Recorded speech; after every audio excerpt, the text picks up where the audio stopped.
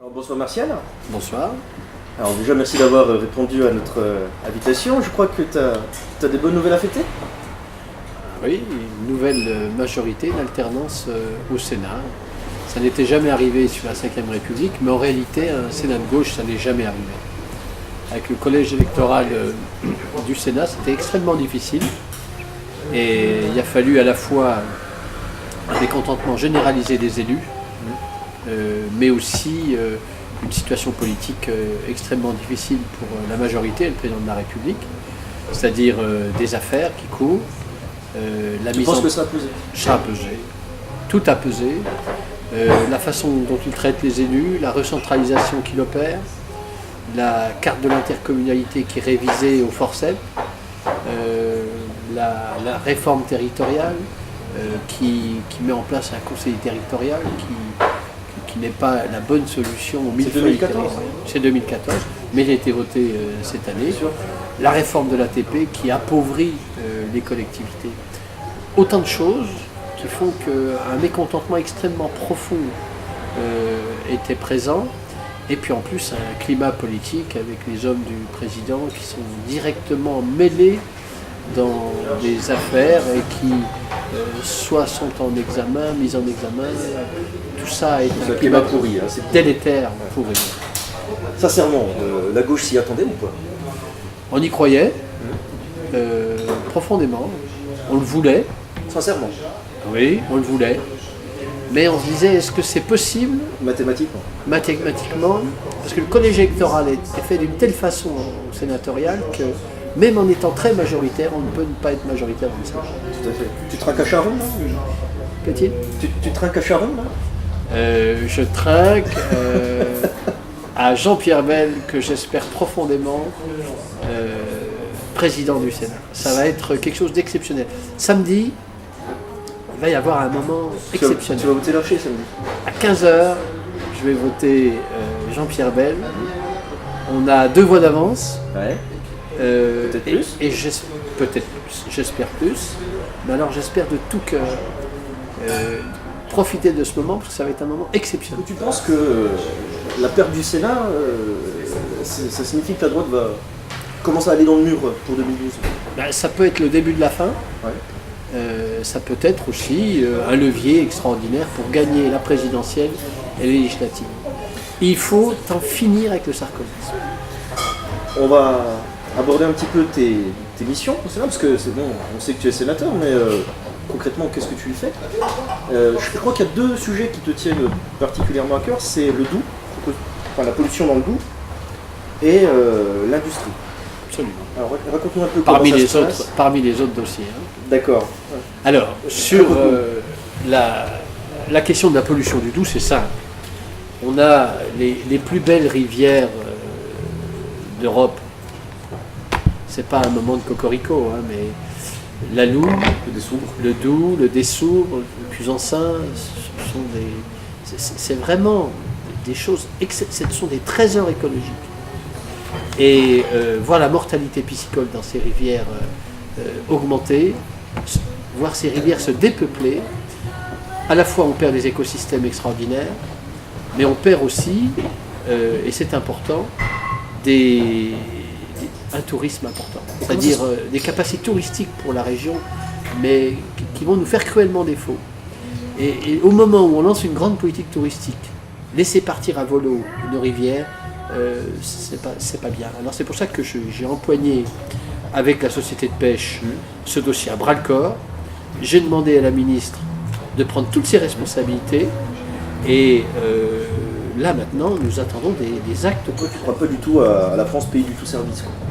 Du tout la France du pays tout service, la France c'est la stratégie post-industrielle, est une escroquerie. On nous a fait, on nous a distillé cette idéologie-là pour nous faire oublier qu'on avait besoin de produire de la valeur ajoutée, de produire des richesses. On ne partage que ce qu'on produit, sinon on l'achète, et quand on se met à l'acheter à l'extérieur, on a un déficit du commerce extérieur qui est catastrophique. Et puis surtout, si on veut que les salariés travaillent, eh bien, il faut qu'il y ait des emplois. Si on produit chez nous, on a des emplois. L'Allemagne est en train de faire une démonstration qu'on peut être un pays avec un haut niveau de protection sociale et en même temps avoir une industrie forte et un taux d'emploi extrêmement important. Ils ont misé sur des industries à forte valeur ajoutée. C'est quoi leur stratégie en fait? La stratégie de l'Allemagne, c'est deux choses. Ils n'ont pas laissé tomber la machine à outils il y a 30 ans. Ils restent encore un grand fournisseur et un grand producteur de machines-outils. Et en même temps, ils ont compris que les petites et moyennes entreprises, à côté des grands groupes, étaient aussi importantes. Et ils ont mis en place des écosystèmes productifs où fondations, enseignement supérieur, banques, décideurs se retrouvent ensemble pour dynamiser l'économie. Donc aussi un peu la gauche locale, parce que ce qu'on peut souhaiter, c'est que la gauche gagne en 2012. Alors il y a à la fois des élections présidentielles et législatives. Si la gauche gagne, comment la cartographie politique du pays de Montbéliard va être impactée? Ça risque de bouger la donne quand même. Je pense que Pierre Moscovici jouera un rôle important dans la future majorité, j'espère. En tout cas, il a les compétences pour le faire. Et je pense que d'avoir, dans les temps passés, Jean-Pierre Chevènement, dans le Nord-Franche-Comté, a joué un grand rôle. Et je pense que maintenant, le relais est passé. C'est un homme comme Pierre Moscovici qui va jouer ce rôle-là. On a besoin que la région, le Nord-Franche-Comté, cette région industrielle, soit tirée par une personnalité nationale. Et ensuite... Clairement, tu es en train de nous dire que si la gauche passe, ça va véritablement impacter le paysage politique local. Bien sûr. Il est important qu'il y ait un personnel... La Franche-Comté a toujours donné un personnel politique important au niveau national. Et il va continuer à le faire. Et je pense profondément que le plus important aujourd'hui, c'est qu'il y ait une victoire de la gauche. La victoire du Sénat est un bon présage, est un bon levier. Maintenant, il faut que nous préparions des élections primaires du Parti socialiste les 9 et 16 octobre, qui soient un succès. Ça, c'est très important. Tu sais pour qui tu vas voter déjà? Je vote François Hollande, clairement, sans aucune hésitation. D'accord. C'est le seul qui peut nous emmener à la victoire, même si les autres candidats ont vraiment tout leur intérêt. Tu as des affinités avec Arnaud? Je connais Arnaud Montebourg, les autres candidats, Martine Aubry, ont tous vraiment des talents, sont tous des talents qui seront très importants pour la suite, mais celui qui peut nous faire gagner, c'est François Hollande. J'aimerais savoir, qu'est-ce que tu en as gardé de ces années-là? Parce que les gens te croisent, ils ont plutôt une image d'un parlementaire calme, posé, mais est-ce que tu as encore la rage? Bah, écoutez, moi, la rage, au bon sens du terme, c'est-à-dire il y a trop d'inégalités, il y a trop de pauvreté, trop de misère. Ça, je ne l'accepterai jamais.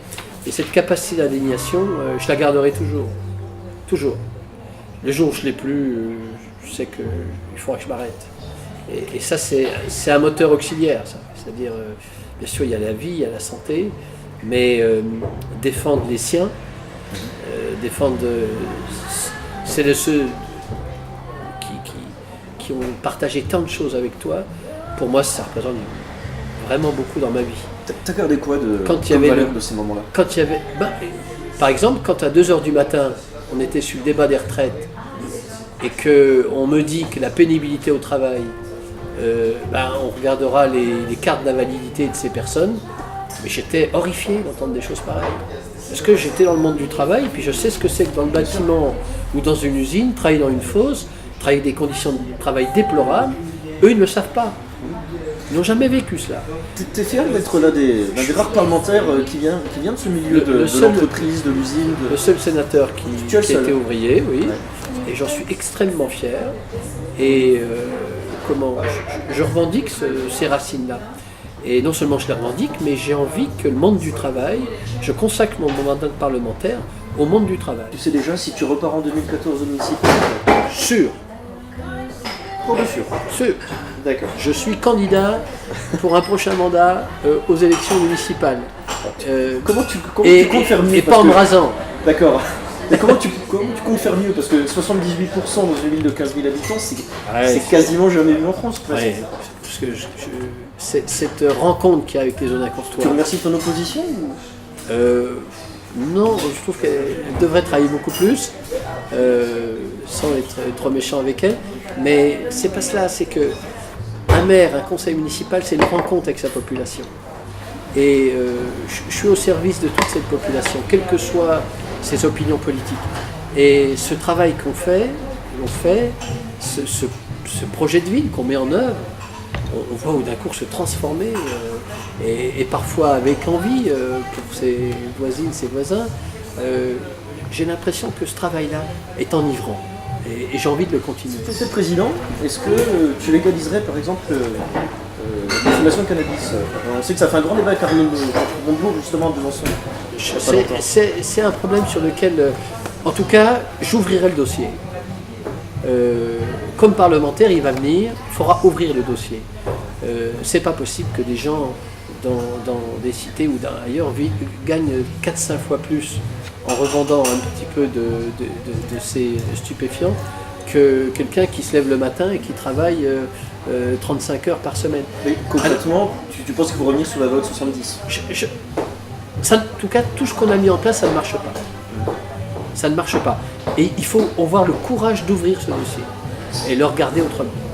Alors, si tu étais président, est-ce que, par exemple, tu ouvrirais aussi le dossier sur le mariage homosexuel? Pas besoin de l'ouvrir, c'est des choses qui vont se faire. Faut le faire. Donc c'est un oui franc et massif. Bon, écoutez, je pense que ce sont des choses qui se multiplient en Europe et il se fera en France. Mais quand on a parlé de l'IVG, quand on a parlé du droit des femmes, du vote des femmes, au début, est-ce qu'on va le faire ou pas? On se poserait ces questions-là aujourd'hui. De la peine de mort. Dans quelques années, chacun sentira que ce sont des banalités, ces choses-là. Et alors, puisqu'on est sur le sujet, pour ou contre l'adoption, parce que c'est une question qui va de pair. Elle va avec. Avec sont tous des dossiers. Pour ou contre, comme ça, j'ai pas d'avis contre. Je connais des personnes homosexuelles qui élèvent très bien des enfants. Je vois pourquoi on interdira à ces personnes de le faire. J'ai l'impression que quand on veut plus avancer sur l'économie, quand on veut plus avancer sur la solidarité, on agite des épouvantails. Et on agite ces épouvantails comme l'homosexualité, voilà. Et c'est assez dramatique. Je pense qu'il faut vivre une société apaisée et l'homophobie, le racisme, tout ce qui avilit un peu la personne et puis mine une société au plus profond, doit être mis de côté et la gauche doit distinguer sur ces questions. Simplement, je ne voudrais pas que le débat politique se résume aux questions de société et qu'on oublie l'essentiel, comment on relance l'économie, comment on fait la mutation écologique de notre société, comment on avance vers plus d'égalité, de fraternité. Ces questions-là ne doivent pas rester en jachère. Alors, tu parles de fraternité, justement, si tu étais président, est-ce que tu procéderais à une régularisation systématique des sans-papiers? Au cas par cas, pas systématique. Imaginez-vous l'appel d'air que ça représenterait pour le monde. Simplement, beaucoup de sans-papiers viennent me voir, mais au cas par cas.